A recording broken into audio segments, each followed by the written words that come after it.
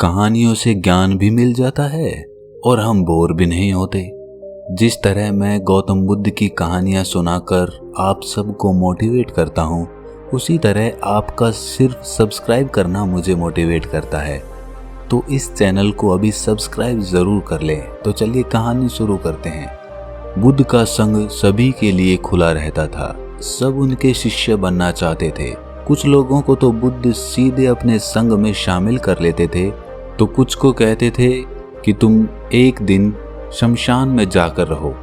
इसी प्रकार एक आदमी बुद्ध के पास आया और कहा कि मुझे आपका शिष्य बनना है। बुद्ध ने उस आदमी को कहा कि तुम्हें मेरा शिष्य बनने के लिए एक पूरा दिन शमशान में बिताना होगा और तुम वहाँ जो कुछ भी सीखोगे मुझे आकर बताओगे। उसके बाद ही तुम संग में शामिल हो पाओगे। वो आदमी ये सुनकर घबरा गया। उसने बुद्ध से कहा कि दिन में तो ठीक है, लेकिन रात में शमशान में रहना बहुत खतरनाक है। बुद्ध ने कहा, कैसा खतरा? आदमी ने कहा, अरे वहाँ तो भूत प्रेत भी होंगे, वो मुझे पकड़ लेंगे तो? बुद्ध ने कहा, क्या तुमने भूत प्रेत देखे हैं? आदमी ने कहा, नहीं, पर मैंने सुना है और कुछ लोगों को देखा है जिसमें भूत आ जाते हैं, वो अजीब अजीब हरकतें करने लगते हैं। इस पर बुद्ध ने कहा, तो तुम्हारे पास ये सुनहरा अवसर है ये जानने का कि भूत प्रेत होते हैं या नहीं होते हैं। तुम वहाँ सिर्फ एक रात गुजारो और फिर विश्लेषण करके बताना कि भूत प्रेत होते हैं या नहीं होते। अगर तुम्हें वो मिल गए तो तुम उनका विश्लेषण करना कि वो कैसे होते हैं, और अगर नहीं मिले तो तुम ये भी जान जाओगे कि वो नहीं होते हैं। तुम घबराना मत, वहाँ जो भी घटना होगी तुम आकर अगले दिन मुझे बताना। आदमी ने कहा, ठीक है बुद्ध, अगर आप कहते हैं तो मैं एक पूरा दिन और रात शमशान में गुजार लूंगा। बुद्ध ने कहा, तो फिर ठीक है, अभी तुम आश्रम में आराम करो और कल सुबह ही शमशान के लिए निकल जाना।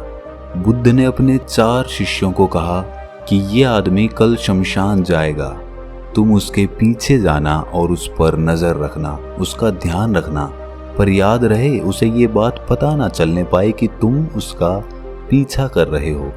अगले दिन वो आदमी बुद्ध के पास गया और बोला, जैसा आपने कहा था मैं शमशान के लिए निकल रहा हूँ। बुद्ध ने उस आदमी से कहा, ठीक है, अब तुम जा सकते हो। वो आदमी शमशान के लिए निकल गया। अगले दिन वो आदमी बुद्ध के पास आया। बुद्ध उसे देखकर मुस्कुराए और बोले, तुमने एक पूरा दिन वहाँ पर गुजारा, तुमने क्या देखा और क्या सीखा? आदमी ने कहा, मैं वहाँ सुबह सुबह गया था। कुछ देर बाद मैंने देखा कि कुछ लोग एक अर्थी लेकर आ रहे हैं। कुछ लोग सामान्य थे तो कुछ लोग बेहद खुश थे। उस बुजुर्ग के बेटे ने अपने पिता की चिता को उसके बाद अग्नि दी। वो सब वहाँ पर कुछ देर तक खड़े रहे। उसके बाद एक एक करके सब लोग वहाँ से जाने लगे। थोड़ी देर बाद वहाँ 2 और अर्थी आई, जिसमें एक अर्थी किसी अमीर आदमी की थी जो बहुत सजी हुई थी, उसमें बहुत सारे लोग थे, जबकि दूसरी किसी गरीब आदमी की थी जो बेहद साधारण थी, उसमें थोड़े बहुत लोग थे। अमीर आदमी की चिता चंदन की लकड़ी पर जलाई गई, जबकि गरीब आदमी की साधारण लकड़ी पर। पहले अमीर आदमी की चिता को जलाया गया क्योंकि वो अमीर था, जबकि बाद में गरीब आदमी की। थोड़ी देर बाद दोनों आदमी की चिता को जला दिया गया। उसके बाद सब लोग वहां से चले गए, लेकिन मैं वहीं पर खड़ा उसे देखता रहा। बुद्ध ने कहा, तुमने उनकी चिता को देखकर क्या समझा? आदमी ने कहा, बुद्ध, दोनों की चिता एक समान थी। दोनों का शरीर उस चिता में जल भी एक समान रहा था। उसके बाद दोनों उसमें जल गए। अंतिम में जो बचा ये भी एक जैसा ही था, उसमें कुछ भी अलग नहीं था। हे बुद्ध, उसके बाद वहाँ एक स्त्री की अर्थी आई। उस स्त्री का पति बेहद दुखी था और वहाँ आए सभी लोग भी काफी दुखी थे। वो सभी उसके पति को सांत्वना दे रहे थे। उसमें मैंने देखा कि बहुत लोग काफी ज्ञानी थे। वो ज्ञान की बातें कर रहे थे। वो सब महाज्ञानी कह रहे थे कि यहाँ तो एक न एक दिन सबको ही आना है। जीवन हमें ज्ञानता और परोपकार से जीना चाहिए। किसी को कभी भी कष्ट नहीं देना चाहिए। धन के पीछे हमेशा भागकर कुछ नहीं होता है। अंतिम में हम सबको एक दिन शमशान में ही जाना होता है। उसके बाद वहाँ कोई नहीं आया और मैं पूरी रात वहीं पर रहा और अगली सुबह आपके पास आ गया। बुद्ध ने कहा, क्या तुम्हें वहाँ कोई भूत प्रेत दिखा? आदमी ने कहा, नहीं, मुझे वहाँ कोई भूत प्रेत नहीं दिखा। पूरी रात मैं अपने आप से डरता रहा, पत्तों से डरता रहा, जानवरों की आवाज़ों से डरता रहा, लेकिन पूरी रात में मुझे कोई भी भूत प्रेत नजर नहीं आया।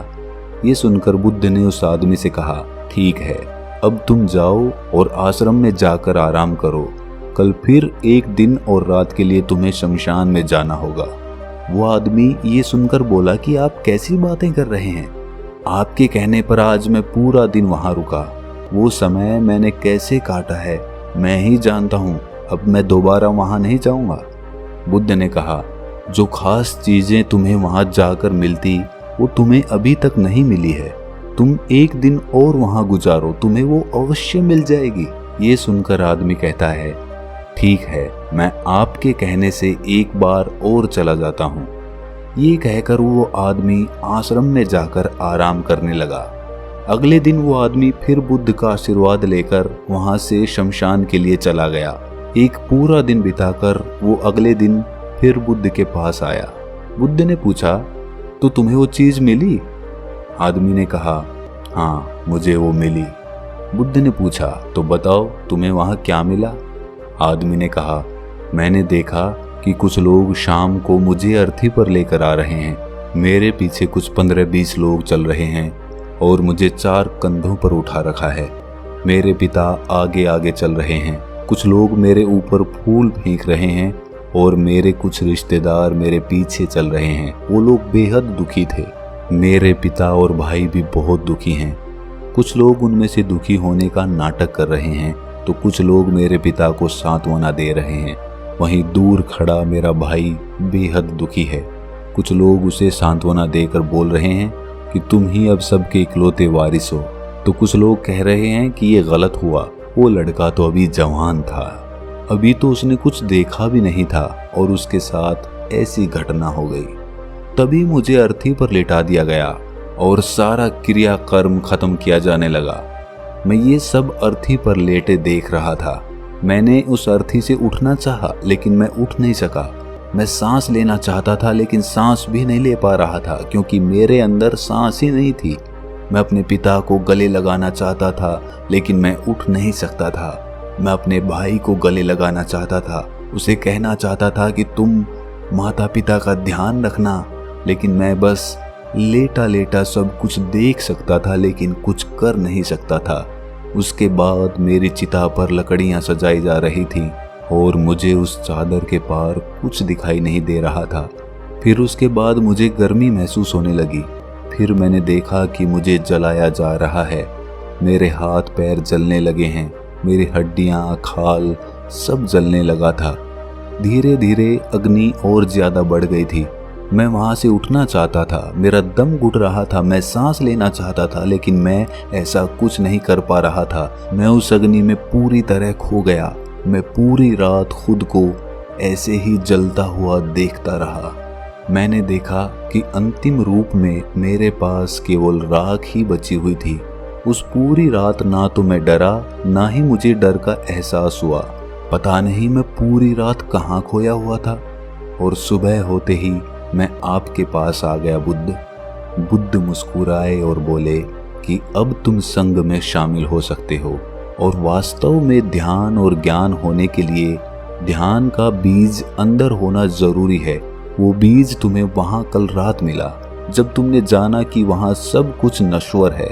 इस दुनिया में सभी आदमी शमशान में जाने के बाद ये तो देख लेते हैं कि सभी को वहां जाना है, लेकिन जैसे ही वहां से बाहर निकलते हैं वो सब कुछ भूल जाते हैं और फिर अपनी जिंदगी वैसे ही जीने लगते हैं, वैसे ही कर्म करने लगते हैं, वैसे ही अधर्म करते हैं, वैसे ही लालच करते हैं और वैसे ही क्रूरता दिखाने लगते हैं। और जैसे ही शमशान में जाते हैं सब धार्मिक हो जाते हैं। पहली बार जब तुम शमशान में गए तो तुम भी उन्हीं ज्ञानी आदमियों की तरह थे, जैसे कि वहाँ सभी महाज्ञानी आदमी आते हैं। और जैसे ही तुम दोबारा वहां गए और आज वापस आए तो तुम्हारे अंदर भी ज्ञान का बीज उत्पन्न हो गया था। हम तब तक जीवन को नहीं समझ सकते जब तक हम मृत्यु को नहीं जानते। जो आदमी बीमार है वो स्वास्थ्य के महत्व को समझ सकता है। जो ध्यान का बीज तुमने कल रात पाया, अब उसे तुम्हें लक्ष्य बनाना है और ऐसा विशाल लक्ष्य तुम्हारे अंदर उत्पन्न होगा जो सभी को ध्यान की छांव से परिपूर्ण कर देगा।